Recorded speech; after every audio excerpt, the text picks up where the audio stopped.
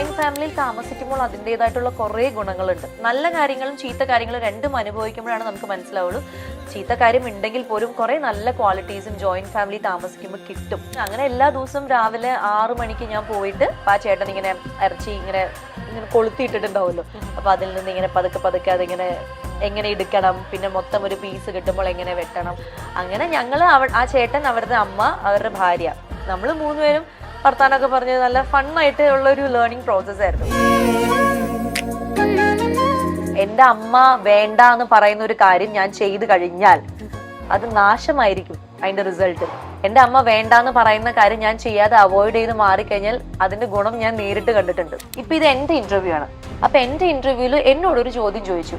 അപ്പൊ എന്നോട് ചോദ്യം ചോദിക്കുമ്പോൾ ഞാൻ എന്റെ കാര്യമാണോ പറയേണ്ടത്, അതോ കേരള സമൂഹത്തിനെ മൊത്തം നന്നാക്കാൻ വേണ്ടിയിട്ടുള്ള ഒരു കാര്യമാണോ പറയേണ്ടതെന്ന് എനിക്ക് മനസ്സിലാവുന്നില്ല. ഇപ്പൊ ഈ റീസൺലി വിൻസി ഒരു പ്രശ്നം പറയുമ്പോൾ ബാക്കിയുള്ള ആർട്ടിസ്റ്റുകളെ വിളിച്ച് ചോദിക്കേണ്ട കാര്യമേ ഇല്ല. അങ്ങനെ ഒരു സംഘടന ഉള്ളതുകൊണ്ട് അതുകൊണ്ട് ഗുണമുണ്ടോ എന്ന് ചോദിച്ചാൽ എനിക്ക് അറിയില്ല എന്ന് ഞാൻ പറയാൻ പറ്റൂ. ലൊക്കേഷനിൽ ഇപ്പോഴും പ്രശ്നങ്ങൾ എല്ലാവരും നേരിടുന്നുണ്ട്. എന്താ പറയുക, അതായത് ബാത്റൂം ഇഷ്യൂ അതും ഇതൊക്കെ ആണല്ലോ പറഞ്ഞുകൊണ്ടിരുന്നത്. ഇപ്പോഴും അത് അങ്ങനെ തന്നെ ഉണ്ടല്ലോ. കാരണം ഇപ്പോഴും ജൂനിയർ ആർട്ടിസ്റ്റുകൾക്ക് പ്രോപ്പർ ആയിട്ടുള്ള ഒരു വാഷ്റൂമോ അല്ലെങ്കിൽ കോസ്റ്റ്യൂം ചേഞ്ച് ചെയ്യാനുള്ള സൗകര്യം ഇപ്പോഴും ഭയങ്കരമായിട്ട് വന്നിട്ടില്ല. ഡാസ്ലർ ഓൾ ഡേ ലിപ് കളറാണ് ഉപയോഗിക്കുന്നതെങ്കിൽ ആത്മവിശ്വാസം നമ്മുടെ ചുണ്ടുകളിൽ ഉണ്ടാകും. മായാത്ത സൗന്ദര്യം, smudge proof, non transfer, long lasting, water proof. Kokum ബട്ടറിന്റെ സമൃദ്ധിയോടെ 50-ലധികം നിറങ്ങളിൽ Dazzler all day lip colour, നിങ്ങളുടെ perfect matte finish. Milestone Makers presents ആഴങ്ങളിൽ ഇന്ന് സ്വാസിക വിജയ്. ഹലോ സ്വാസിക. നമസ്കാരം. സ്വാസിക, ഈ സ്വാസിക എന്നുള്ള പേര് പറയാൻ തന്നെ ഒരു പ്രത്യേക സുഖമുണ്ട്. വളരെ റിത്തമിക് ആയിട്ടുള്ള ഒരു പേരാണ് സ്വാസിക. ഈ ഒരു പേര് ഈ സിനിമാ ഫീൽഡിൽ വന്നതിന് ശേഷം ഇട്ട പേരാണല്ലേ? അതെ, എന്റെ ശരിക്കുള്ള പേര് പൂജ എന്നാണ്. അപ്പൊ ഞാൻ ആ പേര് മാറ്റാൻ കാര്യം എന്താ? ആദ്യമേ തമിഴ് മൂവി ചെയ്യാനാണ് പോയത് വർഷങ്ങൾക്ക് മുമ്പ്. അപ്പൊ അവിടെ ഓൾറെഡി ആ സമയത്ത് പൂജ എന്ന് പറഞ്ഞിട്ട് ഒരു ആർട്ടിസ്റ്റ് അവർക്ക് ഭയങ്കര ഫെയിം ആയിട്ട് നിൽക്കായിരുന്നു. നാൻ കടവുൾ ഹീറോയിൻ, നമ്മുടെ ഇതിന്റെ മലയാളത്തിലൊക്കെ ചെയ്തിട്ടുണ്ട്, പന്തേ കോഴിയൊക്കെ. അപ്പൊ അതുകൊണ്ട് അവര് പൂജ ഓൾറെഡി ഒരു ആർട്ടിസ്റ്റ് ഉണ്ട്, അപ്പൊ അതേ പേരിൽ വേണ്ടാന്ന് പറഞ്ഞിട്ട് അങ്ങനെ മാറ്റിയതാണ്. ആരെ മാറ്റിയത്? എന്റെ ആ തമിഴ് മൂവിയുടെ ഡയറക്ടർ. ഫിഡിൽ എന്നായിരുന്നല്ലേ? അല്ല, അത് മലയാളം. തമിഴ് മൂവിയാണ് ചെയ്തത്, ഗോരിപ്പാളയം വൈഗൈ എന്നൊക്കെ പറഞ്ഞത്. അപ്പൊ അതിന്റെ ഡയറക്ടറാണ് മാറ്റിയത്. അപ്പൊ അവരിങ്ങനെ ആ സമയത്ത് ന്യൂമറോളജി ഒക്കെ നോക്കി എന്റെ ഡേറ്റ് ഓഫ് ബർത്ത് വെച്ച് നോക്കുമ്പോൾ എസ് എന്നുള്ള ലെറ്ററിൽ സ്റ്റാർട്ട് ചെയ്താൽ നല്ലതായിരിക്കും, ആൻഡ് എൻഡ് ചെയ്യുന്നത് ഇങ്ങനെ ആ വായ ഇങ്ങനെ തുറന്ന് ഒരു പേര് എൻഡ് ചെയ്യുന്നത് നല്ലതായിരിക്കും, അങ്ങനെയാണ് സ്വാസിക എന്ന് പറഞ്ഞിട്ട് അങ്ങനെയൊക്കെ നോക്കിയിട്ട് അവര് ഫിക്സ് ചെയ്തതാണ്. ഇപ്പൊ കേട്ടപ്പോ ഇപ്പം ചേച്ചി പറഞ്ഞ പോലെ ഇങ്ങനെ സുഖമുള്ള ഒരു റിതമാറ്റിക് പേര്, ഒരു യുണീക്ക് ആയിട്ട് എനിക്ക് തോന്നി. അങ്ങനെ ഞാനത് ഫിക്സ് ചെയ്തു. ആ പേരിന് എന്തെങ്കിലും മീനിങ് ഉണ്ടോ? അതായത് ശ്വാസം എന്നുള്ളതാണ്. നമ്മള് മലയാളത്തിലാണ് ശ്വാസം എന്ന് പറയാ, തമിഴില് ശ്വാസം എന്നാണ് പറയാ. അപ്പൊ അതാണ് അതിന്റെ മീനിങ്, ശ്വാസം. ഇപ്പോ സ്വാസിക എന്നൊരു ആക്ട്രസ് മലയാളത്തിലൂടെയാണ് തമിഴിലെത്തിയത്. പക്ഷെ തമിഴിൽ ആദ്യം ഒരു പടം ചെയ്തു, പിന്നെ മലയാളത്തിലെത്തി, അവാർഡുകൾ വാരിക്കൂട്ടി, വീണ്ടും തമിഴിലേക്ക്. ഇപ്പോ ലബ്ബർ പന്ത് എന്നുള്ള സിനിമ കാണുമ്പോൾ തന്നെ നമുക്ക് മനസ്സിലാവും ഇത് പെട്ടെന്ന് പോയി ചെയ്യാൻ പറ്റുന്ന ഒരു സിനിമയൊന്നുമല്ല. അതിനുവേണ്ടി എടുക്കുന്ന എഫേർട്ടുകള്, അതുമല്ല മാനസികമായിട്ട് ആ റോളിലേക്ക് എത്താനുള്ള ഒരു പ്രയാസം, തിരിച്ചിറങ്ങാനുള്ള ബുദ്ധിമുട്ട്, പിന്നെ ഒരുപാട് കാര്യങ്ങൾ പഠിച്ചു. ട്രാക്ടർ ഓടിക്കാൻ പഠിച്ചു, ഇറച്ചി വെട്ടാൻ പഠിച്ചു അല്ലെ? ഈ ഇറച്ചി വെട്ടാനൊക്കെ പഠിക്കുന്ന സമയം നമ്മൾ സാധാരണ ഗതികേട് കൊണ്ടാണല്ലോ പലരും ജോലി ചെയ്യുന്നത്. അത് പോയി പഠിക്കേണ്ട ഒരു അവസ്ഥ വരുമ്പോ അതെങ്ങനെയായിരുന്നു? അതായത് അത് ആ സമയത്ത് എനിക്കതൊരു ഫൺ ആയിട്ടാണ് ഫീൽ ചെയ്തത്. കാരണം ഇങ്ങനെ ഒരു കഥ കേട്ടപ്പോ തന്നെ അതിൽ ഇങ്ങനെ ഒരു സീൻ വരും എന്ന് പറഞ്ഞപ്പോ, സീൻ ഇപ്പൊ നമ്മൾ സിനിമയിൽ കാണുമ്പോൾ വളരെ കുറച്ചേ ഉള്ളൂ. പക്ഷെ നമുക്ക് കഥ പറയുമ്പോൾ ഇവരുടെ ജോലി, ഫാമിലി തൊഴിലാണ് ഇതെന്നാണ് പറയണത്. അപ്പൊ എനിക്ക് ചിലപ്പോൾ അറിയില്ല, ചിലപ്പോൾ കുറച്ച് ലെങ്തി ആയിട്ട് അത് ചെയ്യേണ്ടി വരും, അല്ലെങ്കിൽ എങ്ങനെയാണ് ആംഗിൾ വയ്ക്കുന്നതെന്നൊന്നും അറിയില്ല. അപ്പൊ നമ്മൾ പഠിച്ചിരിക്കണം എന്നുള്ളൊരു തോന്നൽ വന്നു. അങ്ങനെ ഞാൻ എൻ്റെ വീടിന്റെ അടുത്തുള്ളൊരു ഇറച്ചിക്കടയാണത്. നമ്മൾ സ്ഥിരമായിട്ട് പോകുമ്പോൾ വരുമ്പോൾ കാണുകയും സംസാരിക്കുകയൊക്കെ ചെയ്യുന്ന ആൾക്കാരാണ്.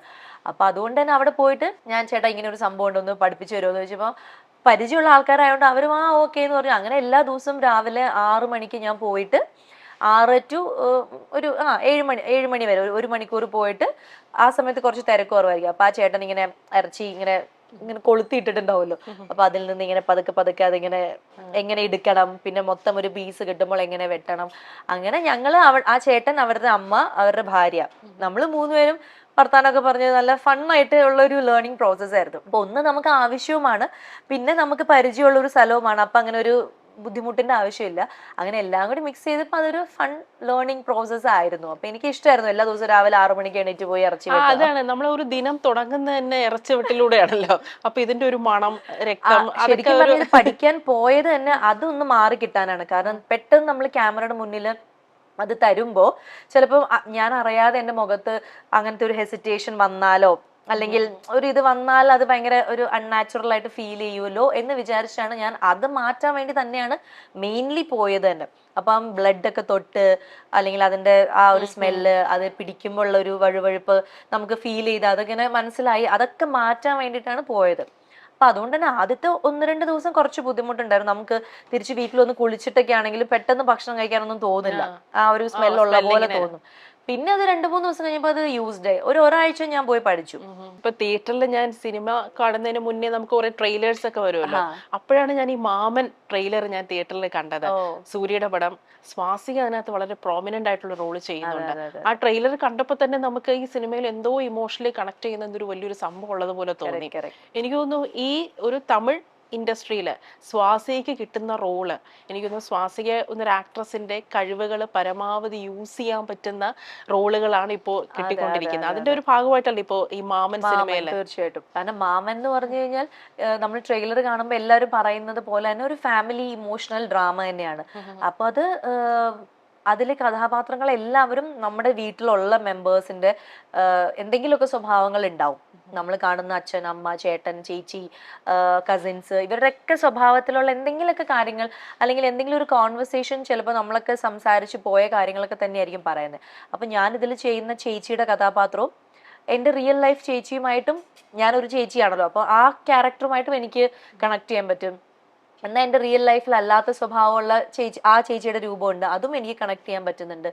അപ്പം വളരെ സ്ട്രോങ് ആയിട്ടുള്ള ഒരു ഫീമെയിൽ ക്യാരക്ടേഴ്സ് ഉള്ള ഒരു സിനിമയാണ് മാമൻ. ഇപ്പൊ എൻ്റെ ചേച്ചിയുടെ ക്യാരക്ടർ ആണെങ്കിലും ഐഷു ചെയ്യുന്ന രേഖ, അതായത് സൂര്യ സാറിന്റെ ഭാര്യ ഐശ്വര്യലക്ഷ്മി, ആ ക്യാരക്ടറിനാണെങ്കിലും അമ്മയായിട്ട് ചെയ്യുന്ന 2 പേർക്ക്, അങ്ങനെ 2 അമ്മമാരുണ്ട്, ഒരു മുത്തശ്ശി ആയിട്ട് വരുന്ന ഒരു ക്യാരക്ടർ ഉണ്ട്. ഈ എല്ലാ സ്ത്രീകൾക്കും ഭയങ്കര ഇമ്പോർട്ടൻസ് ഉള്ള കുറെ നല്ല നല്ല, അതായത് നമ്മൾ പറയല്ലോ ഒരു ഫാമിലിയിലെ ഒരു ബാക്ക് ബോൺ എന്ന് പറയുന്ന എപ്പോഴും സ്ത്രീകളായിരിക്കും. അങ്ങനത്തെ കുറെ കാര്യങ്ങളൊക്കെ സംസാരിക്കുകയും അതിനുള്ള ഒപ്പീനിയൻസ് ഒക്കെ പറയുന്ന സ്ത്രീകളുള്ള കുറെ സിനിമയും കൂടിയാണ്. കുറെ സ്ത്രീകളുണ്ട് ഈ സിനിമയിൽ. അപ്പോൾ എൻ്റെ ചേച്ചിയുടെ കഥാപാത്രം വളരെ സ്ട്രോങ് ആയിട്ട് സിനിമയുടെ തുടക്കം മുതൽ അവസാനം വരെ പല ലെയേഴ്സിലൂടെ കടന്നു പോകുന്ന ഒരു ചേച്ചി കഥാപാത്രമാണ്. ഈ കുറെ സ്ത്രീകളെ ഫ്രെയിമിൽ കാണുന്നത് തന്നെ നമുക്കൊരു സന്തോഷമാണ്. സാധാരണഗതിയിൽ ഇപ്പോൾ മലയാളത്തിലാണെങ്കിൽ തന്നെയും ഈ സ്ത്രീകളുടെ ഒരു ഫ്രെയിമിൽ ഇങ്ങനെ നിറഞ്ഞു നിൽക്കുക എന്നുള്ള കാഴ്ച വളരെ കുറഞ്ഞുകൊണ്ടിരിക്കുകയാണല്ലോ. ഇതൊരു കുടുംബ, അതായത് ഒരു ജോയിന്റ് ഫാമിലിയുടെ സിനിമയും കൂടിയാണ്. അപ്പൊ നിങ്ങൾ നോക്കിയാൽ മതി, സിനിമയുടെ ഏത് ഫ്രെയിം എടുത്താലും ഒരു 15 ആർട്ടിസ്റ്റുകൾ എന്തായാലും ഉണ്ടാവും. അവരിങ്ങനെ അങ്ങോട്ടും അത് വലിയൊരു വീടാണ് കാണിക്കുന്നത്. അപ്പൊ ഒരു വലിയ വീട്ടില് ഞാനുണ്ട്, അനിയനുണ്ട്, അമ്മയുണ്ട്, മക്കളുണ്ട്, അച്ഛൻ, എല്ലാവരും ഉണ്ട്. അപ്പൊ നമ്മളിപ്പോ ഇവിടെയാണ് നമ്മൾ സീൻ മെയിൻ ഡയലോഗ്സ് ഒക്കെ കാര്യങ്ങൾ നടക്കണമെങ്കിൽ ബാക്ക്ഗ്രൗണ്ടിലൂടെ അമ്മ പൂജ വെക്കുന്നു, അനീതി സ്കൂളിൽ പോകാൻ നിൽക്കുന്നു, അങ്ങനെ ഫുൾ നിറഞ്ഞു നിൽക്കുന്ന ഒരു ഫ്രെയിമാണ്. എല്ലാ ദിവസവും സെറ്റില് ഒരു 30 ആർട്ടിസ്റ്റുകൾ ഉണ്ടാവും. അപ്പം ഭയങ്കര ഒരു ഫെസ്റ്റിവൽ മൂഡിലുള്ള സിനിമയാണ്. അതൊരു ജോയിന്റ് ഫാമിലിയുടെ കഥ പറയുന്നത് ശരിക്കും ഭയങ്കര സെൻസിറ്റീവ് ആയിട്ടുള്ള ഒരു സബ്ജക്റ്റും കൂടിയാണ്. നമ്മൾ പലപ്പോഴും ജോയിന്റ് ഫാമിലിയിൽ താമസിക്കാൻ പേടിയുള്ള കുറെ ആൾക്കാരുണ്ട്. അത് മെയിൻലി വഴക്കും അഭിപ്രായ വ്യത്യാസങ്ങളൊക്കെ വിചാരിച്ചിട്ട് തന്നെയാണ്. പക്ഷേ ജോയിന്റ് ഫാമിലിയിൽ താമസിക്കുമ്പോൾ അതിൻ്റെതായിട്ടുള്ള കുറെ ഗുണങ്ങളുണ്ട്. അത് നമുക്ക് പറഞ്ഞ് മനസ്സിലാക്കിപ്പിച്ചാൽ മനസ്സിലാവില്ല. അപ്പോഴും അതിനൊരു വാക്തർക്കം ഉണ്ടാവും. അത് അവിടെ നിന്ന് അനുഭവിച്ച നല്ല കാര്യങ്ങളും ചീത്ത കാര്യങ്ങളും രണ്ടും അനുഭവിക്കുമ്പോഴാണ് നമുക്ക് മനസ്സിലാവുള്ളൂ. ചീത്ത കാര്യം ഉണ്ടെങ്കിൽ പോലും കുറെ നല്ല ക്വാളിറ്റീസും ജോയിന്റ് ഫാമിലി താമസിക്കുമ്പോൾ കിട്ടും. അതിൽ മെയിൻ ആയിട്ട് കിട്ടുന്നത് നമുക്ക് നമ്മുടെ ഉള്ളിലുള്ള കുറെ ഈഗോസിനെയൊക്കെ കളയാനായിട്ട് ഒരു സ്പേസ് ജോയിന്റ് ഫാമിലിയിൽ കിട്ടും. മറ്റേ നമ്മൾ എപ്പോഴും ആ ഒരു ദേഷ്യം മനസ്സിൽ ഇങ്ങനെ കൊണ്ട് നടന്ന് കാരണം നമ്മൾ അവരുടെ മുഖം പിന്നെ കാണുന്നില്ലല്ലോ. അപ്പൊ ആ ദേഷ്യം അങ്ങനെ തന്നെ. ഇത് നമ്മൾ ഡെയിലി രാവിലെ കണ്ണോർക്കുമ്പോൾ തന്നെ നമുക്ക് ദേഷ്യമുള്ള ആളുടെ മുഖമായിരിക്കും ചിലപ്പോൾ കാണുന്നത്. ഒരുമിച്ച് ഭക്ഷണം കഴിക്കാൻ പോകുമ്പോഴും അയാളെ തന്നെ ആയിരിക്കും കാണുന്നത്. അങ്ങനെ കണ്ട് നമ്മൾ അറിയാണ്ട് ആ വഴക്ക് നമ്മൾ അറിയാണ്ട് തന്നെ മാറിപ്പോകുന്ന കുറെ സിറ്റുവേഷൻസ് ഒക്കെ ഉണ്ട്. സോ ഈ സിനിമയിൽ അങ്ങനെ കുറെ കാര്യങ്ങൾ കണക്ട് ചെയ്ത് പോകുന്നുണ്ട്.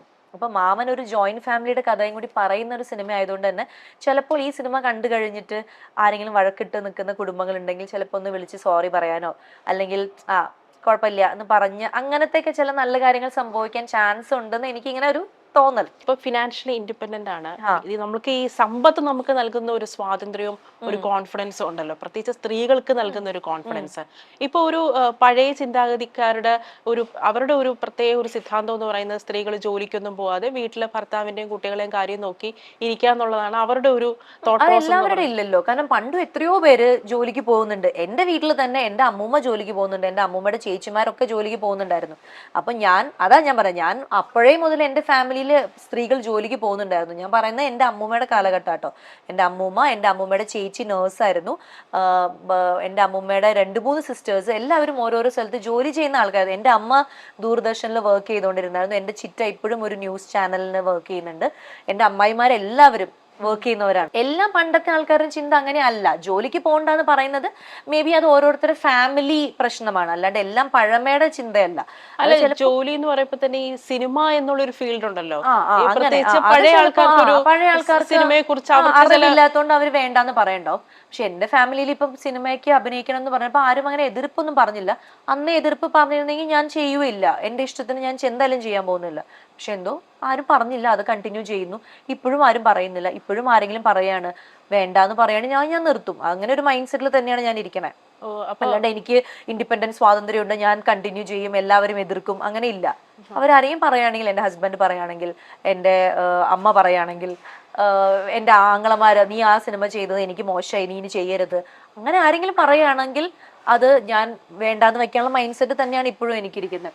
പക്ഷേ ഞാൻ ഈ നേരത്തെ പറഞ്ഞ പോലെ നമ്മൾ ജീവിക്കുന്ന ഒരു സിറ്റുവേഷൻ, എന്താ പറയാ, നമ്മളെല്ലാം പോസിറ്റീവായിട്ട് കാണാൻ നമ്മളെ തന്നെ പഠിപ്പിക്കുന്നതുകൊണ്ട് അങ്ങനെ ഒരു പോസിറ്റീവ് ഫാമിലിയാണ് എനിക്ക് കിട്ടിയത്.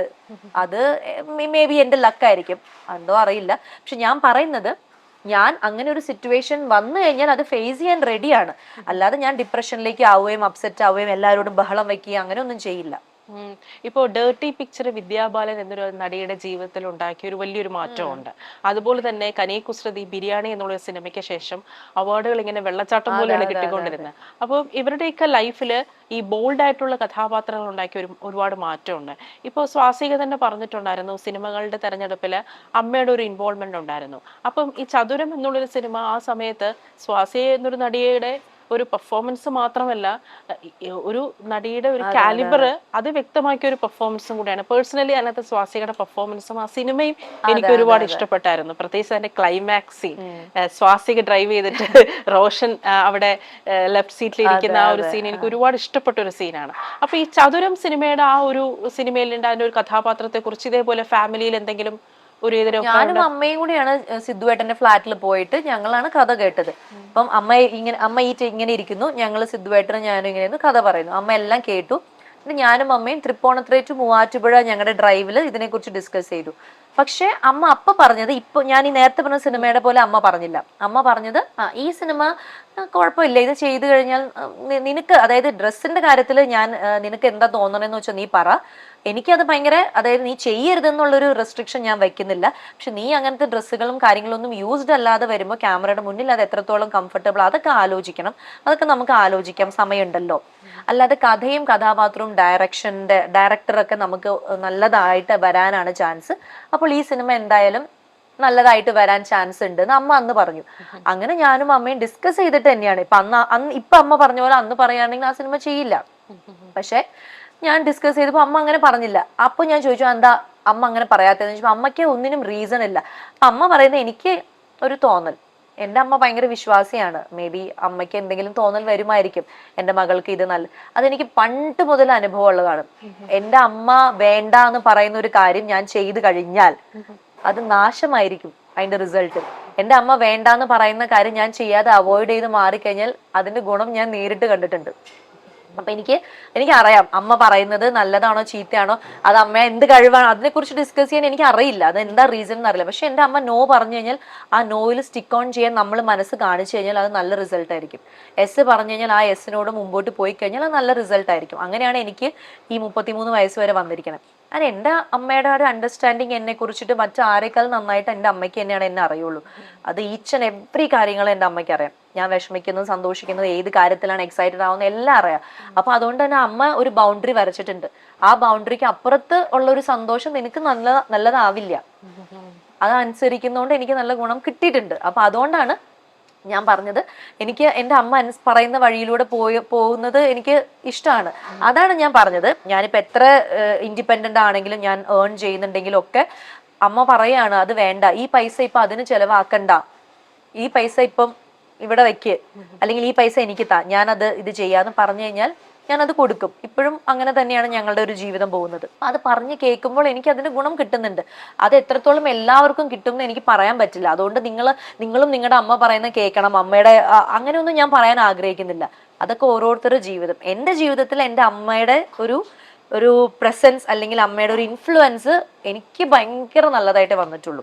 അല്ല, ഇപ്പോ സ്വാസിക അന്ന് പറഞ്ഞൊരു കാര്യമുണ്ടല്ലോ, സത്യം പറഞ്ഞാൽ ഞാൻ ആ കാര്യം എപ്പോഴും ഞാൻ ഇങ്ങനെ മനസ്സിലിട്ട് ഇങ്ങനെ ഫിൽട്ടർ ചെയ്തുകൊണ്ടിരിക്കും. ഇപ്പോൾ ഭർത്താവിന് താഴെ ജീവിക്കാനാണ് ഇഷ്ടം എന്ന് സ്വാസിക പറഞ്ഞല്ലോ, ശരിയാണ്. ഇപ്പൊ സ്വാസിക പറഞ്ഞെന്ന് എനിക്ക് മനസ്സിലായി. സ്വാസികയുടെ മെന്റൽ പീസിന് ആ ഒരു ജീവിത ശൈലിയാണ് സ്വാസികയ്ക്ക് ഇണങ്ങുന്നത്. പക്ഷെ അങ്ങനെ ജീവിച്ചുകൊണ്ടാണ് ലക്ഷക്കണക്കിന് സ്ത്രീകളുടെ മെന്റൽ പീസ് ഇല്ലാതായതും അവർക്ക് ജീവിതം തന്നെ നഷ്ടപ്പെട്ടു പോയതും. അപ്പോൾ നമ്മൾ ഈ ഒരു കാലത്ത് ഒരു ഫിനാൻഷ്യലി ഇൻഡിപെൻഡന്റ് ആയിട്ടുള്ള, മലയാളം മാത്രമല്ല തമിഴിലും ഒരു പ്രോമിസിംഗ് ആയിട്ടുള്ള ആക്ട്രസ് അത് പറയുമ്പോൾ അത് ആൾക്കാരിൽ ഒരു സംശയം. അതാണ് ഞാൻ ചോദിക്കുന്നത്. ഇപ്പൊ എന്നെ ഒരു ഇന്റർവ്യൂവിന് വിളിച്ചു. ഇപ്പൊ ഇത് എന്റെ ഇന്റർവ്യൂ ആണ്. അപ്പൊ എന്റെ ഇന്റർവ്യൂവിൽ എന്നോടൊരു ചോദ്യം ചോദിച്ചു. അപ്പൊ എന്നോട് ചോദ്യം ചോദിക്കുമ്പോൾ ഞാൻ എന്റെ കാര്യമാണോ പറയേണ്ടത്, അതോ കേരള സമൂഹത്തിനെ മൊത്തം നന്നാക്കാൻ വേണ്ടിയിട്ടുള്ള ഒരു കാര്യമാണോ പറയേണ്ടതെന്ന് എനിക്ക് മനസ്സിലാവുന്നില്ല. ഇപ്പൊ കേരളം സമൂഹത്തിലെ എല്ലാ ആൾക്കാർക്കും നല്ലത് മാത്രമേ പറയുന്ന രീതിയിലുള്ള ഒരു കോൺവെർസേഷൻ ആണ് നമ്മൾ ചെയ്യുന്നെങ്കിൽ ഞാൻ അവർക്ക് വേണ്ടി സംസാരിക്കാം. പക്ഷെ എനിക്ക് എല്ലാവരുടെയും കാര്യം പറയാൻ പറ്റില്ലല്ലോ. എന്റെ ഇഷ്ടമല്ല ചോദിക്കുന്നത്. എന്നോട് അന്ന് ഇന്റർവ്യൂവിൽ ചോദിച്ച എന്റെ ഭർത്താവിന്റെ അടുത്തുള്ള കോൺസെപ്റ്റ് ആണ് ചോദിച്ചത്. അപ്പൊ എനിക്ക് അയ്യോ മറ്റുള്ളവർ ഇത് കേട്ട് കഴിഞ്ഞാൽ അവർക്ക് അങ്ങനെ, അപ്പൊ അവരുടെ ജീവിതം അങ്ങനെയാകുമ്പോൾ ഇതൊക്കെ ആലോചിച്ചിട്ട് എനിക്കൊരു ആൻസർ പറയാൻ പറ്റില്ല. എന്റെ ജീവിതമാണ് എനിക്ക് പറയാൻ പറ്റുള്ളൂ. ഇപ്പോഴും ഞാൻ അതാ പറയുന്നത്. ഞാൻ പറയുന്ന കാര്യം ശരിയാണെന്നോ ഇതിൽ ഇങ്ങനെ ജീവിച്ചാലേ നിങ്ങൾക്ക് ജീവിതത്തിൽ ഉയർച്ച ഉണ്ടാവൂന്ന് ഞാൻ ഒരു സ്ഥലത്തും പറഞ്ഞിട്ടില്ല. ഞാനത് ഇനിയും പറയില്ല. കാരണം അതൊരു ശരിയായിട്ടുള്ള കാര്യമല്ല. ഇപ്പൊ ഞാൻ എൻ്റെ അമ്മയുടെ കാര്യം പറഞ്ഞു, അത് തന്നെയാണ്. ഞാനും എൻ്റെ അമ്മയും തമ്മിലുള്ള റാപ്പുമാണ് അത്. അതേപോലെ മറ്റുള്ളവരുടെ അമ്മയായിട്ട് അങ്ങനെ ഇല്ല. ഒരുപാട് പേർക്ക് അവരുടെ അമ്മമാരുമായിട്ടുള്ള റാപ്പ് ശരിയല്ല. അവരുടെ അമ്മമാരല്ല അവരുടെ ജീവിതം തീരുമാനിക്കുന്നത്. പക്ഷെ എനിക്ക് എൻ്റെ അമ്മ ജീവിതം തീരുമാനിക്കുന്നത് കൊണ്ട് എനിക്ക് ഗുണം മാത്രമേ ഉണ്ടായിട്ടുള്ളൂ. അപ്പൊ എന്തിനാ ഞാൻ എൻ്റെ അമ്മയുടെ വാക്ക് കേൾക്കാണ്ട് എൻ്റെ ഇഷ്ടത്തിന് പോകേണ്ട കാര്യമില്ലല്ലോ. അപ്പൊ അതാ ഞാൻ പറഞ്ഞത്, ഇത് എൻ്റെ ലൈഫിൽ വന്ന ഇൻസിഡൻസ് വെച്ചിട്ടാണ് നമ്മള് ഇപ്പൊ ഒരാൾ ഈശ്വര വിശ്വാസി ആവുന്നതും നിരീശ്വരവാദി ആവുന്നതും അവരുടെ എക്സ്പീരിയൻസ് കൊണ്ടായിരിക്കും. അതേപോലെയാണ് എനിക്ക് എൻ്റെ അമ്മ പറയുന്ന കാര്യങ്ങളിലൂടെ ജീവിക്കുമ്പോൾ നല്ലത് വന്നിട്ടുണ്ട്. അമ്മ പറയാത്ത കാര്യങ്ങൾ ചെയ്യുമ്പോൾ ഫുൾ പ്രശ്നങ്ങളാവുന്ന. ഇപ്പൊ എൻ്റെ മേക്കപ്പ് ആർട്ടിസ്റ്റിനോടൊക്കെ ചോദിച്ചാൽ അറിയാം, എൻ്റെ അമ്മ പറയാത്ത കാര്യങ്ങൾ ഞാൻ ചെയ്യുമ്പോൾ അതിന്റെ ഭയങ്കര മോശം അനുഭവം ഉണ്ടായിട്ടുണ്ട്. അപ്പൊ അതുകൊണ്ടാണ് ഞാൻ അമ്മയിലേക്ക് ഒതുങ്ങിയത്. മറ്റുള്ളവർ അങ്ങനെ ആവണമെന്ന് ഞാൻ പറയുന്നില്ല. നിങ്ങൾ അമ്മയിലേക്ക് ഒതുങ്ങേണ്ട ഒരു കാര്യമില്ല. നിങ്ങൾ നിങ്ങളുടെ കാര്യങ്ങൾ ചെയ്യുക. അപ്പൊ എന്നോട് എന്റെ അമ്മേനെ കുറിച്ച് ചോദിക്കുമ്പോ ഞാൻ അതല്ലേ പറയാൻ പറ്റുള്ളൂ. അല്ല, അതെന്താണെന്നറിയാമോ, നമ്മളിപ്പോ ഒരു സിനിമ ജനങ്ങളെ ഇൻഫ്ലുവൻസ് ചെയ്യുന്നുണ്ടല്ലോ. അപ്പൊ ഞാനൊരു ഫേക്ക് ആയിട്ടുള്ള ഒരു ആൻസർ ആണോ ഇന്റർവ്യൂവിൽ കൊടുക്കണ്ടേന്നാണ് ഞാനിപ്പോ ചേച്ചിയോട് ചോദിക്കുകയാണ്. എന്നോട് എന്റെ വിവാഹ ജീവിതത്തിനെ കുറിച്ചിട്ടോ അല്ലെങ്കിൽ എന്റെ ഫാമിലി അതിനെ കുറിച്ചൊക്കെ ചോദിക്കുമ്പോൾ ഞാൻ കേരള സമൂഹത്തിലുള്ള എല്ലാവരെയും പേടിച്ചിട്ട് ഞാനൊരു ഫേക്ക് ആയിട്ടുള്ള ആൻസർ പറയണോ? അങ്ങനെയാണെങ്കിൽ ഇനി മുതൽ ഇന്റർവ്യൂവിൽ ഞാൻ അങ്ങനെ പറയാം. ഇതിപ്പോ ഞാൻ സത്യസന്ധമായിട്ട് എന്റെ ആഗ്രഹമാണ് ഞാൻ പറഞ്ഞത്. എനിക്ക് ഇങ്ങനെ ജീവിക്കാൻ ആഗ്രഹമാണ്. അങ്ങനെ ആഗ്രഹിച്ചൂടെ എനിക്ക്? എല്ലാവരും ജീവിക്കാൻ ആഗ്രഹിക്കുന്നു. എനിക്ക് എന്റെ ജീവിതം ഇങ്ങനെ ജീവിക്കാനാണ് ആഗ്രഹം. അപ്പൊ എന്നോട് ചോദിക്കുമ്പോൾ ഞാൻ എന്റെ ആഗ്രഹമാണ് പറയുന്നത്. ആരെയും അടിച്ചേൽപ്പിക്കുന്നില്ല ഇങ്ങനെ ജീവിക്കണമെന്ന് ഞാൻ എവിടെയും പറഞ്ഞിട്ടില്ല. എനിക്കിങ്ങനെ ജീവിക്കാൻ ആഗ്രഹം. അപ്പൊ എന്റെ ഇന്റർവ്യൂല് ഇപ്പൊ നാളെ എന്നോട് ചോദിക്കുകയാണ് നിങ്ങൾക്ക് എന്താണ് മറ്റുള്ള സമൂഹത്തിലെ സ്ത്രീകളോട് പറയാൻ എന്താണെന്നുള്ള ചോദിക്കുമ്പോൾ ഞാൻ പറയും. ഇൻഡിപെൻഡന്റ് ആവുന്ന കാര്യം, നിങ്ങളുടെ ഫ്രീഡം, ഫിനാൻഷ്യൽ അതൊക്കെ കുറിച്ച് ഞാൻ വേണമെങ്കിൽ സംസാരിക്കാം.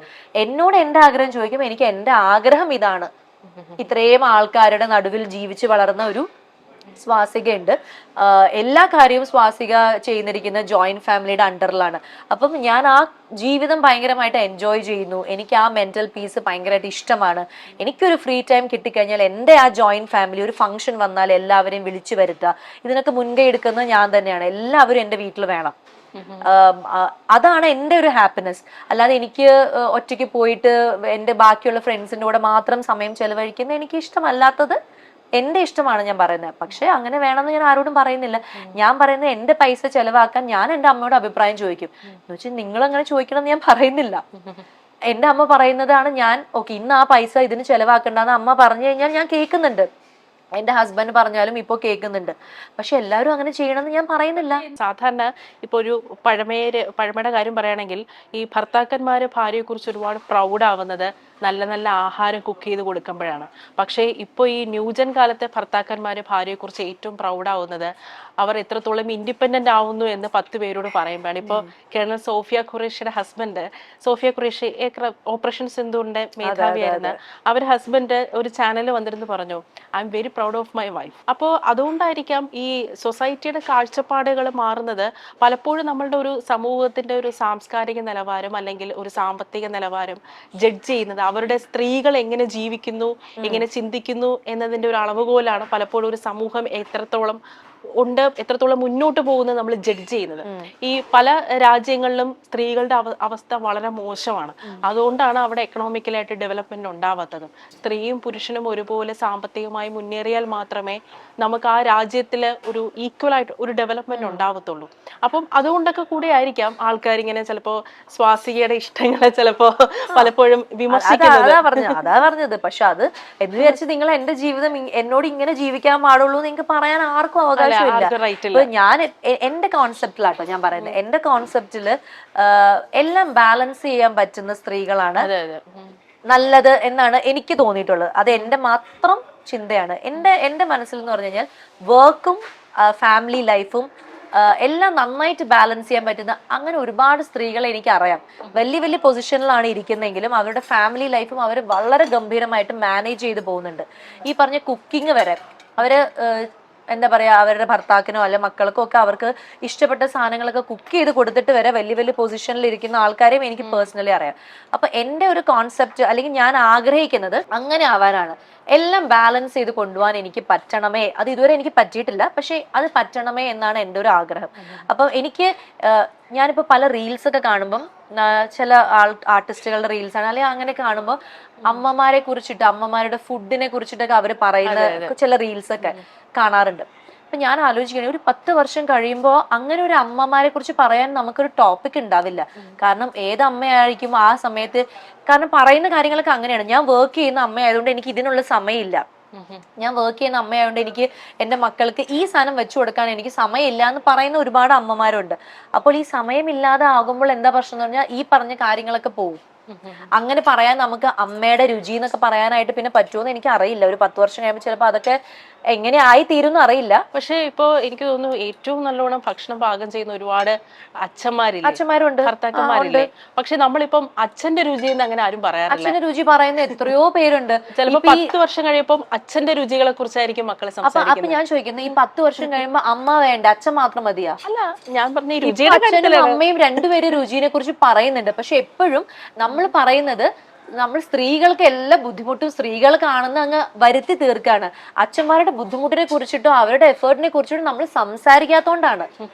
എപ്പോഴും നമ്മൾ പറയുന്നത് സ്ത്രീയാണ് ബുദ്ധിമുട്ടുന്നത്, സ്ത്രീയാണ് കഷ്ടപ്പെടുന്നത്, സ്ത്രീയാണ് എല്ലാം ചെയ്യുന്നതെന്ന്. അങ്ങനെയല്ല. അച്ഛന്മാരും കഷ്ടപ്പെട്ട് മക്കളെ വളർത്തി ജോലിയും പ്രശ്നങ്ങളും എല്ലാം ചെയ്യുന്ന എത്രയോ അച്ഛന്മാരുണ്ട്. സിംഗിൾ പേരന്റ് നമ്മൾ എപ്പോഴും അമ്മമാരെയാണ് സിംഗിൾ പേരന്റ് ആയിട്ട് ചെയ്യുമ്പോൾ അമ്മമാരുടെ കഷ്ടപ്പാടിനെ മാത്രമേ കാണിക്കുന്നത്. പക്ഷെ അച്ഛന്മാർക്കും ഒരുപാട് ബുദ്ധിമുട്ടുള്ള കാര്യങ്ങളുണ്ട്. പക്ഷെ നമ്മൾ എപ്പോഴും സ്ത്രീകൾ എന്തോ വീക്കാണെന്ന് വരുത്തി തീർക്കാൻ വേണ്ടിയാണോ എന്താണെന്ന് അറിയില്ല. പക്ഷെ എപ്പോഴും സ്ത്രീകളുടെ ബുദ്ധിമുട്ടിനെ ഭയങ്കര ഹൈലൈറ്റ് ചെയ്യുന്നതുകൊണ്ടാണ് ഈ പ്രശ്നം. ഇപ്പോഴും പറയുമ്പോൾ 10 വർഷത്തിന് ശേഷം അച്ഛന്മാരുടെ രുചി ആയിക്കൂടെ എന്ന് പറയുമ്പോൾ അപ്പൊ അവിടെ അമ്മമാര് വേണ്ടേ? അമ്മമാരും വേണമല്ലോ. ഈ അമ്മമാരും അച്ഛന്മാരും ഒരേപോലെ മക്കൾക്ക് അല്ലെങ്കിൽ അങ്ങനെ രുചിനെ കുറിച്ച് പറയാനുള്ള ഒരു സ്പേസ് ഉണ്ടാവണം. പക്ഷെ അത് ഉണ്ടാവുമോ എന്നുള്ളത് എനിക്ക് തോന്നുന്നില്ല എന്നാണ് ഞാൻ പറയുന്നത്. കാരണം എപ്പോഴും നമ്മൾ പറയുന്നത് എന്താ പറയാ, നമ്മൾ സ്ത്രീകൾ ഭയങ്കരമായിട്ട് ജോലി ചെയ്യുന്നതുകൊണ്ട് ഞങ്ങൾക്ക് ഇനി അടുക്കള ഭരണം ഞങ്ങൾ പുരുഷനിലേക്ക് വിട്ടുകൊടുക്കുകയാണെന്നൊക്കെയാണ് പറയുന്നത്. അത് ഓക്കെ, രണ്ടുപേരും ഈക്വലി ചെയ്യുന്നതാണ് നമ്മൾ ആഗ്രഹിക്കുന്നത്. പക്ഷേ എഗെയിൻ ഞാൻ പറയുന്നത് എന്റെ ഇഷ്ടം എന്ന് പറയുന്നതാണ് കേട്ടോ. എനിക്കിഷ്ടം, എനിക്ക് ഇനിയിപ്പോ നാളെ കുട്ടികളൊക്കെ ഉണ്ടാവുകയാണെങ്കിൽ എനിക്കിതെല്ലാം ബാലൻസ് ചെയ്ത് കൊണ്ടുപോകാൻ പറ്റണേ എന്നുള്ള ആഗ്രഹം. എനിക്ക് തന്നെ എന്റെ മക്കൾക്ക് കുക്ക് ചെയ്ത് കൊടുക്കാൻ പറ്റണേ എന്നുള്ളതാണ് എന്റെ ആഗ്രഹം. പറ്റുമോ ഇല്ലയോ, എനിക്ക് നന്നായി കുക്ക് ചെയ്യാൻ പറ്റുമോ എന്നൊന്നും എനിക്കറിയില്ല. പക്ഷെ എന്റെ ആഗ്രഹമാണത്. ആ അടുക്കള എന്റെ മക്കൾക്ക് ഞാൻ തന്നെ ഉണ്ടാക്കി കൊടുക്കാൻ പറ്റണേ. എത്ര തിരക്കാണെങ്കിലും എത്ര ഇതാണെങ്കിലും എത്ര വയ്യായെങ്കിലും എനിക്കത് ഉണ്ടാക്കി കൊടുക്കാൻ പറ്റുന്ന ഒരു മൈൻഡ് അല്ലെങ്കിൽ ഒരു ആരോഗ്യം അല്ലെങ്കിൽ ഒരു സമയം, അതൊക്കെ എനിക്ക് എങ്ങനെയെങ്കിലും എനിക്ക് ഒത്തുചേരണേ എന്നുള്ളതാണ് എന്റെ ആഗ്രഹം. അപ്പൊ അങ്ങനെ എന്റെ മക്കള് നാളെ എന്നെ കുറിച്ച്, ഞാൻ അതൊക്കെ ഇപ്പോഴേ സ്വപ്നം കാണുന്നതാണ്. സ്വപ്നം കാണുന്നതിന് എനിക്ക് ആരുടെയും അനുവാദം വേണ്ടല്ലോ. എന്റെ മക്കള് എന്റെ അമ്മയുടെ മാമ്പഴ പുളിശ്ശേരി, എന്റെ അമ്മയുടെ മീൻകറി എന്നൊക്കെ പറയണത് അവര് പറയണേ എന്നൊക്കെ ഉള്ളതാണ് ആഗ്രഹം. അപ്പൊ എനിക്കിപ്പോ ഇത്തിരി സമയം കിട്ടിയാൽ തന്നെ, ഞാൻ ചെന്നൈയിൽ ഞങ്ങളുടെ വീട്ടിലുള്ളപ്പോൾ ഒരു ഇത്തിരി സമയമാണ് കിട്ടുന്നെങ്കിലും ഞാൻ ഉറങ്ങുക, അല്ലെങ്കിൽ പാർട്ടിക്ക് പോവുക, അല്ലെങ്കിൽ സ്വന്തമായിട്ട് ഫ്രീ ആയിട്ട് ഇരിക്കുക എന്നുള്ളതിനൊക്കെ അപ്പുറം അതൊക്കെ ചെയ്യുന്നുണ്ട്. അതൊക്കെ ചെയ്യുന്നതിന്റെ അപ്പുറം ഞാൻ ഒരു 10 മിനിറ്റ് കൊണ്ട് എന്താണ് ഈസി ആയിട്ട് എന്ത് കുക്ക് ചെയ്യാൻ പറ്റും, 10 മിനിറ്റ് കൊണ്ട് അതൊന്ന് കുക്ക് ചെയ്ത് പ്രേമിന് കൊടുക്കണം എന്നുള്ളത് എന്റെ മൈൻഡിലുണ്ട്. പക്ഷെ എനിക്ക് പുറത്തു പോകണം, അതും ഞാൻ ചെയ്യുന്നുണ്ട്, അഭിനയിക്കുന്നുണ്ട്, എല്ലാം ചെയ്യുന്നുണ്ട്. പക്ഷെ ഈ 10 മിനിറ്റ് കൊണ്ട് എന്ത് റെസിപ്പിയാണുള്ളത്, 10 മിനിറ്റിൽ എനിക്ക് എന്ത് ചെയ്യാൻ പറ്റും, ആ 10 മിനിറ്റ് എനിക്ക് എന്റെ ഹസ്ബൻഡിന് വേണ്ടിയിട്ട് എന്ത് ചെയ്യാം എന്നുള്ളത് ഞാൻ ആലോചിക്കാറുണ്ട്. അങ്ങനെ ഒരു സമയം ഒരു 10 മിനിറ്റ് കിട്ടുമ്പോൾ 1 പോട്ട് എന്തെങ്കിലും സാധനങ്ങൾ പെട്ടെന്ന് കുക്ക് ചെയ്ത് കൊടുക്കുന്നു, കഴിക്കുന്നു, അഭിപ്രായം കേൾക്കുന്നു, നമ്മൾ ഇത് ചെയ്യുന്നു. സോ അങ്ങനെ എല്ലാം ചെയ്യാനുള്ളൊരു മൈൻഡ് സെറ്റ് എനിക്ക് ഉണ്ടാവണേ, ഇൻ ഫ്യൂച്ചർ ഉണ്ടാവണേ എന്നുള്ളതാണ് എൻ്റെ ഒരു പ്രാർത്ഥന. എനിക്കെല്ലാം ബാലൻസ് ചെയ്ത് കൊണ്ടുപോകാൻ പറ്റണേ എന്നുള്ളതാണ് ആഗ്രഹം. അങ്ങനെ കൊണ്ടുപോകുമ്പോൾ ഉള്ള ബ്യൂട്ടി എന്താണെന്ന് ആ സമയത്ത് അനുഭവിച്ചാൽ അറിയുള്ളൂ. പക്ഷെ എനിക്ക് തോന്നുന്നു അത് നല്ല രസമായിരിക്കും. നമ്മൾ ഫുഡിന്റെ കാര്യം പറഞ്ഞപ്പോഴാണ് ഇപ്പം സ്വാസിക പറഞ്ഞു നിർത്തിയതേ ഉള്ളൂ ഇഷ്ടപ്പെട്ട ഫുഡ് ഉണ്ടാക്കി കൊടുക്കും. നമ്മളിപ്പോ ഗ്രൗണ്ട് ക്ലാസ്സിലാണ് ഇരിക്കുന്നത്, ചെമ്മീനാണ് ഉള്ളത് കേട്ടോ. സ്വാസിക എനിക്ക് ഉണ്ടാക്കാറിയില്ല. സ്വാസിക ഇപ്പോ സാധാരണ നമ്മളിപ്പോ പഴമയെ ഇഷ്ടപ്പെടുന്ന ഒരാളായിട്ടാണ് ഞാൻ ഈ ചോദ്യം ചോദിക്കുന്നത്. ഇപ്പോ സാധാരണ ഈ ചോദ്യം ചോദിക്കുന്ന ആങ്കർമാരൊക്കെ എയറിൽ പറന്ന് നടക്കാറാണ് പതിവ്. പക്ഷെ സ്വാസികയ്ക്ക് ആ ഒരു പ്രശ്നം ഉണ്ടാവില്ല എന്ന് തോന്നുന്നു. കാരണം ഇപ്പം സിനിമയിൽ തന്നെ നിരന്തരമായിട്ട് അമ്മ റോളുകൾ കണ്ടിന്യൂസ് ആയിട്ട് ചെയ്യുന്നുണ്ട്, അത് അപ്രിഷിയേറ്റ് ചെയ്യപ്പെടുന്നുണ്ട്. അതുകൊണ്ട് തന്നെ നമുക്ക് പെട്ടെന്നൊരു ഒരു ഒരു സ്വാസികയ്ക്കും പ്രേമിനും ഒരു എങ്ങനെയാണ് ഒരു ഫാമിലി പ്ലാനിങ്, ഒരു കുട്ടി പ്ലാനിങ്, അങ്ങനെ എന്തെങ്കിലും ഉണ്ടോ? തീർച്ചയായിട്ടും നമുക്കുണ്ട്. നമ്മൾ അതിനെ കുറിച്ച് സംസാരിക്കാം, അല്ലാതെ മുമ്പേ തന്നെ സംസാരിക്കുകയും കാര്യങ്ങളൊക്കെ ചെയ്തു. കാരണം എനിക്ക് ഭയങ്കര ഇഷ്ടമാണ് അമ്മയാവുന്നത്. എന്താ പറയാ, അങ്ങനെ എത്ര കുട്ടികൾ വേണം അങ്ങനെയൊന്നും ഞാൻ ചിന്തിച്ചിട്ടില്ല. പക്ഷെ എനിക്ക് എന്തായാലും ഒരു അമ്മയാവണം എന്നുള്ളതുണ്ട്. അപ്പൊ അതിന്റെ കാര്യങ്ങൾ നമ്മൾ സംസാരിക്കാറുണ്ട്, എല്ലാം ചെയ്യണം. പിന്നെ കല്യാണം കഴിഞ്ഞിട്ട് ഇപ്പൊ 1 വർഷം ആയതുള്ളൂ. അതുകൊണ്ട് മേ ബി ചിലപ്പം ഒരു നെക്സ്റ്റ് ഇയർ അങ്ങനെയൊക്കെ ഒരു പ്ലാനിങ് ആയിരിക്കും. കാരണം എന്റെ വീട്ടിലും എല്ലാവർക്കും താല്പര്യമാണ്. ഈ പ്രാവശ്യം മദേഴ്സ് ഡേ ഞാൻ എന്റെ അമ്മയ്ക്കൊക്കെ വിഷ് ചെയ്തപ്പം എല്ലാരും പറഞ്ഞു അടുത്ത പ്രാവശ്യം മദേഴ്സ് ഞങ്ങൾക്ക് തിരിച്ച് വിഷ് ചെയ്യാൻ പറ്റണം എന്നൊക്കെ പറഞ്ഞു. അപ്പൊ ഞാൻ നോക്കാം. സിനിമയിൽ ഇപ്പോൾ നടിമാർക്ക് ഏതെങ്കിലും രീതിയിലുള്ള ഒരു അതിക്രമം ഉണ്ടാവുകയാണെങ്കിൽ ആദ്യം വിളിക്കുന്നത് ഫീമെയിൽ ആർട്ടിസ്റ്റുകളായിരിക്കും, അവരുടെ ഒരു അഭിപ്രായം. ഇപ്പൊ വിൻസിയുടെ കേസിൽ തന്നെ സ്വാസിക സംസാരിച്ചിട്ടുണ്ടായിരുന്നു, വിൻസി അത് പ്രതികരിക്കണമായിരുന്നു, അത് ശരിയായ രീതിയിൽ തന്നെ അത് പ്രതികരിക്കണം, ഇനിയും ആർട്ടിസ്റ്റുമാര് അത് പ്രതികരിക്കണം ഇത്തരത്തിലുള്ള ആക്രമങ്ങൾ ഉണ്ടാകുമ്പോൾ എന്ന് പറഞ്ഞിട്ടുണ്ടായിരുന്നു. ഇപ്പോ വിൻസിയുടെ കേസിൽ ഇപ്പം ഹേമ കമ്മിറ്റി റിപ്പോർട്ടിൽ തന്നെ ഒരുപാട് നടിമാരുടെ റിവീലിംഗ് ഉണ്ടായിരുന്നു. അതിനുശേഷം എവിടെന്നൊക്കെയോ നടിമാർ വന്ന് എന്തൊക്കെയോ പറഞ്ഞിട്ട് പോയി. നമുക്കത് കാണുമ്പോൾ തന്നെ ഭയങ്കരമായിട്ട് ഫേക്ക് ആയിട്ട് ഫീൽ ചെയ്യും. എന്തൊക്കെയോ ഒന്ന് പറഞ്ഞിട്ട് അങ്ങനെ ജെന്യുവൻ ആയിട്ട് തോന്നുന്നില്ല. അപ്പൊ നമുക്ക് അതാണ് ഞാൻ ഉദ്ദേശിച്ചത്. നമുക്കിപ്പോ ഈ ജെന്യുവൻ ആയിട്ട് നമുക്ക് കംപ്ലൈന്റും അതുപോലെ തന്നെ ഫേക്ക് ആയിട്ടുള്ള ഒരു കംപ്ലൈന്റും ഇത് രണ്ടും വരുന്നുണ്ടല്ലോ. അപ്പൊ അതുകൊണ്ട് തന്നെ നമ്മളുടെ കംപ്ലൈന്റിൽ നമുക്കൊരു പ്രശ്നം നേരിട്ടാൽ ഈ ഫേക്ക് ആയിട്ടുള്ള കംപ്ലൈന്റ്സിന്റെ ഒരു കുത്തൊഴുക്ക് വരുന്നതുകൊണ്ട് തന്നെ നമ്മളുടെ ഒരു ജെന്യുവൻ ആയിട്ടുള്ള ഒരു കംപ്ലൈന്റ് ഇതിൽ മുങ്ങിപ്പോകുന്നത് അങ്ങനെ സംഭവിക്കാറുണ്ട്. അങ്ങനെ സംഭവിക്കുന്നുണ്ട്, കുറെ അങ്ങനെ സംഭവിക്കുന്നുണ്ട്. കാരണം ഒരു പരിധി കഴിയുമ്പോൾ ആൾക്കാര് എന്താ പറയാ, മെയിൻ ആയിട്ട് എന്താ വെച്ച് കഴിഞ്ഞാൽ മീഡിയ ഓവറായിട്ട് അത് എക്സ്പോസ് ചെയ്യുന്നതുകൊണ്ടാണ്. അപ്പൊ നമ്മളൊരു പരാതി കൊടുക്കുകയാണെങ്കിൽ മീഡിയ എന്തിനാണ് രാവിലെ മുതൽ രാത്രി വരെ അതിനെ കുറിച്ച് സംസാരിക്കേണ്ട കാര്യമില്ല. ഒരാളൊരു പരാതി കൊടുത്തു, ഇനി നമ്മൾ വെയിറ്റ് ചെയ്യാണ് ചെയ്യേണ്ടത്. ക്ഷമയോടെ വെയിറ്റ് ചെയ്യുക, എന്താണ് റിസൾട്ട് വരുന്നത്, കോടതി പറയുന്നത് എന്താണ്, അല്ലെങ്കിൽ ആരാണോ അതിന്റെ ആൾക്കാർ പറയുന്നത് എന്താണെന്ന് വെയിറ്റ് ചെയ്യാതെ. പിന്നെ ഈ ഓരോ കഥകൾ ഓരോ ആൾക്കാര്, ചാനലുകാരായിക്കോട്ടെ ഓൺലൈൻ എല്ലാവരും ഇങ്ങനെ കഥകൾ പറയും. അങ്ങനെ ഭയങ്കര ഒരു ഇഷ്യൂ ഭയങ്കര ഓവറായിട്ട് ഇങ്ങനെ എക്സ്പോസ് ചെയ്ത് അതിന്റെ കാര്യങ്ങളൊക്കെ വേറെ രീതിയിലൊക്കെ മാനിപ്പുലേറ്റ് ചെയ്തൊക്കെ പറയുമ്പോഴാണ് അതിന്റെ ഒരു ആൾക്കാർക്ക് കേട്ട് മടുക്കും, പിന്നെ അതങ്ങ് വിടും. പിന്നെ ഒരു ജെന്യുവൻ കേസ് വരുമ്പോഴും ശ്രദ്ധ കൊടുക്കാതാവും. അപ്പം മെയിൻ ആയിട്ട് ചെയ്യേണ്ടത് ഇങ്ങനത്തെ എന്തെങ്കിലുമൊക്കെ ഒരു ഇഷ്യൂ വരുമ്പോൾ ഓവറായിട്ടുള്ള മീഡിയ അതിനെ ഇങ്ങനെ കഥ പറച്ചിൽ നിർത്തുക. അതിന്റെ എൻഡ് റിസൾട്ടിന് വേണ്ടിയിട്ട് വെയിറ്റ് ചെയ്യുക. എന്നിട്ട് എൻഡ് റിസൾട്ട് കിട്ടിക്കഴിയുമ്പോൾ എന്താണ് എങ്ങനെയാണെന്നൊക്കെ ഉള്ള നോക്കുക. ഇതിപ്പോ ഒരാൾ എന്തെങ്കിലും പറയുമ്പോഴേക്കും പിന്നെ അതിന് വേറെ രീതിയിലാവും. അതിൽ ഒട്ടും ചെയ്യാൻ പാടില്ലാത്ത കാര്യമാണ്. ഇപ്പം ഒരു കുട്ടി ഒരു പരാതി പറഞ്ഞു, ഒരാളെ കുറിച്ചിട്ട് ഒരു കുട്ടി പരാതി പറഞ്ഞു. ഇപ്പൊ ഞാൻ ചേച്ചി എന്റെ കൂടെ ഇന്റർവ്യൂ ചെയ്യുന്നു, എനിക്ക് ചേച്ചിയിൽ നിന്നൊരു പ്രശ്നം ഉണ്ടായി, ഞാൻ പരാതി പറഞ്ഞു. പക്ഷെ ചേച്ചി തലേ ദിവസം വേറൊരു കുട്ടിയായിട്ട് ഇന്റർവ്യൂ ചെയ്തിട്ടുണ്ടാവും, ആ കുട്ടിയായിട്ട് പ്രശ്നം ഉണ്ടാവില്ലായിരിക്കും. പക്ഷെ ഞാനൊരു പ്രശ്നം പറയുമ്പോൾ ഉടനെ തന്നെ ആ കുട്ടിയെ വിളിച്ചു ചോദിക്കും. അപ്പൊ ആ കുട്ടി എന്താ, എന്തൊക്കെയാ ചേച്ചി ഒരു പ്രശ്നം ഇല്ലല്ലോ, നന്നായിട്ടാണല്ലോ ബിഹേവ് ചെയ്തതെന്നല്ലേ പറയുള്ളൂ. പക്ഷെ എന്റെ അടുത്ത് ചേച്ചി മോശമായിട്ട് ബിഹേവ് ചെയ്തു. അപ്പം ഈ ഇപ്പൊ ഈ റീസൺലി വിൻസി ഒരു പ്രശ്നം പറയുമ്പോ ബാക്കിയുള്ള ആർട്ടിസ്റ്റുകളെ വിളിച്ച് ചോദിക്കേണ്ട കാര്യമേ ഇല്ല. നിങ്ങൾക്ക് എങ്ങനെയുണ്ടായിരുന്നു ആ നടന്റെ കൂടെയുള്ള നിങ്ങൾക്ക് അത് ചോദിക്കേണ്ട കാര്യമില്ല. ഇത് ഒരാളൊരു പ്രോബ്ലം പറയുമ്പോൾ ആ പ്രോബ്ലത്തിന് എങ്ങനെ ഒരു സൊല്യൂഷൻ കണ്ടെത്താം. ആ കുട്ടി കള്ളം പറയില്ലല്ലോ. ആ കുട്ടിക്ക് എന്തോ മാനസികമായിട്ട് ഡിസ്റ്റർബൻസ് ഉണ്ടായതുകൊണ്ടാണ് അത്ര ധൈര്യപൂർവ്വം ഒരു കംപ്ലൈന്റ് പറഞ്ഞത്. അപ്പൊ ആ കംപ്ലൈന്റിന് നമ്മള് വ്യക്തമായിട്ട് അന്വേഷിച്ച് അതിനൊരു നീതി വാങ്ങിച്ചു കൊടുക്കുന്നതിന് പകരം സ്വാസികയുടെ അഭിപ്രായം ചോദിച്ചിട്ടാണോ ചെയ്യേണ്ടത്? എനിക്ക് ആ നടലിൽ നിന്ന് എന്തുണ്ടായി എന്ന് അറിഞ്ഞിട്ട് കാര്യമില്ല. അത് അങ്ങനെ കാര്യം ചോദിക്കുകയേ ചെയ്യരുത്. കാരണം എല്ലാവർക്കും ഒരേ അനുഭവം അല്ല ഉണ്ടാവുന്നെന്നുള്ളത് ആദ്യം മനസ്സിലാക്കണം. പിന്നെ നമ്മള് എല്ലാവരുടെ അഭിപ്രായം ചോദിക്കുമ്പോൾ ചിലപ്പം 100 പേരുടെ അഭിപ്രായം ചോദിക്കുമ്പോൾ അതിൽ 90 പേരും ചിലപ്പോൾ ആ ആളെ കുറിച്ച് നല്ലതായിരിക്കും പറയണേ. ഒരാൾക്ക് ചിലപ്പോൾ മോശം അനുഭവം ഉണ്ടാവും. പക്ഷെ ആ ഒരാളുടെ അനുഭവം നമ്മൾ കണ്ടില്ല നടിക്കാനും പാടില്ല. ആ 100 പേര് നല്ലത് പറഞ്ഞുകൊണ്ട് അയാൾ നല്ലതാവണമെന്നും ഇല്ല. സോ ആരാണോ പരാതി കൊടുത്തത് ആ പരാതിക്ക് അനുസരിച്ചിട്ടുള്ള അന്വേഷണം നടത്തുക. അതിപ്പോഴും നടത്തുന്നുണ്ടോ എന്ന് എനിക്കറിയില്ല. എല്ലാരും ഇപ്പോഴും അഭിപ്രായം ചോദിച്ചുകൊണ്ടിരിക്കുകയാണ്. സോ അത് ആ ഒരു അഭിപ്രായം ചോദിക്കല് നിർത്തുക. എന്താണോ പരാതി, ആരാണോ പരാതിക്കാരി, ആരുടെ മേലിലാണോ കുറ്റം, അതിനെ ചുറ്റിപ്പറ്റിയുള്ള അന്വേഷണങ്ങൾ നടത്തുക. അപ്പൊ പ്രോപ്പറായിട്ട് ഇത് എല്ലാവരോടും അഭിപ്രായം ചോദിക്കുമ്പോൾ ആ ചാനൽ ചർച്ചയാവുന്നു, അവിടെ ഇരുന്ന് വേറെ ആൾക്കാർ അതിന്റെ പേരിൽ വഴക്ക് കൂടുന്നു. എന്തിനാണ് വെറുതെ ആവശ്യമില്ലാത്ത പ്രശ്നങ്ങളെന്ന് എനിക്ക് മനസ്സിലാവുന്നില്ല. ഇപ്പൊ ഈ ഒരു പ്രശ്നം വന്നപ്പോ തന്നെ ഇന്റേണൽ കംപ്ലൈന്റ്സ് കമ്മിറ്റി രൂപീകരിച്ചിട്ടുണ്ടായിരുന്നു അമ്മ സംഘടന. ഈ ഇന്റേണൽ കംപ്ലൈന്റ്സ് കമ്മിറ്റി രൂപീകരിക്കാനുള്ള ഒരു പ്രധാന കാരണം WCC ആണ്. ഹൈക്കോടതിയുടെ ഇടപെടൽ കൊണ്ടാണ് ഇന്റേണൽ കംപ്ലൈന്റ്സ് കമ്മിറ്റി ഉണ്ടായത്. പക്ഷേ സ്വാസിക പറഞ്ഞിട്ടുണ്ടായിരുന്നു WCCയോട് പറഞ്ഞുകൊണ്ട് എന്താ കാര്യം, ഒരു കാര്യമില്ല എന്ന് പറഞ്ഞിട്ടുണ്ടായിരുന്നു. മലയാളം ഇൻഡസ്ട്രിയിൽ, എനിക്കൊന്നു ഫിലിം ഇൻഡസ്ട്രിയിൽ ആദ്യമായിട്ടാണ് ഒരു ഇന്റേണൽ കംപ്ലൈന്റ്സ് കമ്മിറ്റി വന്നത്. അത് WCCയുടെ ഇടപെടൽ കൊണ്ടല്ലേ. അതുകൊണ്ട് നമുക്ക് ആ സംഘടനയെ നമുക്ക് അങ്ങനെ മാറ്റി നിർത്താൻ പറ്റും. ഇന്റേണൽ കമ്മിറ്റി വന്നു, എപ്പോഴാ വന്നത്? ഇപ്പോഴല്ലേ വന്നത്. വന്നതുകൊണ്ട് എന്തെങ്കിലും മാറ്റം ഉണ്ടോ ഇല്ലയോ എന്നാണ് ഞാൻ ചോദിച്ചത്. വരട്ടെ, ഞാനും അതാണ്, ഞാൻ ആ എൻഡ് റിസൾട്ടിന് വേണ്ടി വെയിറ്റ് ചെയ്യണം. എന്നോട് അന്ന് ചോദിച്ചത് എത്രയോ വർഷങ്ങൾക്ക് മുമ്പാണ് ഈ ചോദ്യം ചോദിച്ചത്.